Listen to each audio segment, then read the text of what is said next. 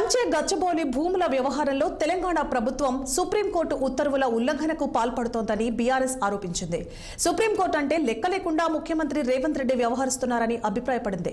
కంచె గచ్చబౌలి భూములపై ఏర్పడిన సుప్రీంకోర్టు ఎంపవర్డ్ కమిటీతో మాజీ మంత్రి హరీష్ రావు నేతృత్వంలో బీఆర్ఎస్ నేతల బృందం తాజ్ కృష్ణాలో భేటీ అయింది.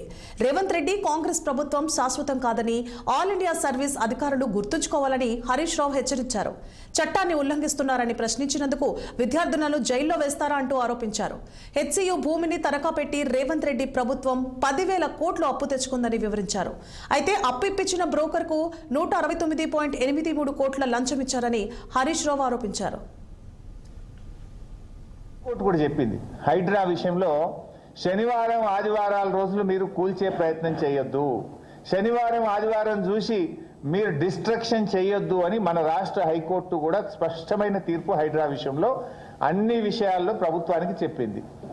ఉగాదికి ఒకరోజు సెలవు, ఆదివారం ఇవన్నీ చూసుకొని ముందే 50 జేసీబీలు తెప్పించి ఆడ పెట్టుకొని కరెక్ట్గా ఆదివారము ఉగాది రంజాన్ సెలవు దినాలు చూసుకొని ఈ చెట్లు నరికే కార్యక్రమం చేసిండ్రు. అంటే రాష్ట్ర హైకోర్టు ఉత్తర్వులను కూడా ఉల్లంఘించారు. ఎక్కడో ఎవరో చిన్న సోషల్ మీడియాలో ఒక పోస్టు పెడితే, ఒక జింక చనిపోయిందని పోస్టు పెడితే సూమోటో కేసులు పెడుతురు పోలీసులు పోయి. మరి ఈడెందుకో పెట్టరు సూమోటో కేసులు, ఈడెందుకు పెట్టరు సూమోటో కేసులని అడుగుతున్నా డీజీపీని.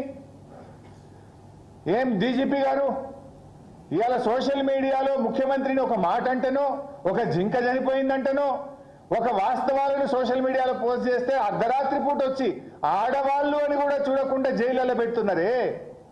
మరి ఇక్కడ పర్యావరణ సమతుల్యం దెబ్బతీస్తూ, క్రిమినల్ నెగ్లిజెన్స్కు పాల్పడుతూ, వేలాది చెట్లను నరుకుతూ, మూగ జీవాలను చావుకు కారణమైనటువంటి వాళ్ళ మీద ఎందుకు సూమోటో కేసు పెట్టరు?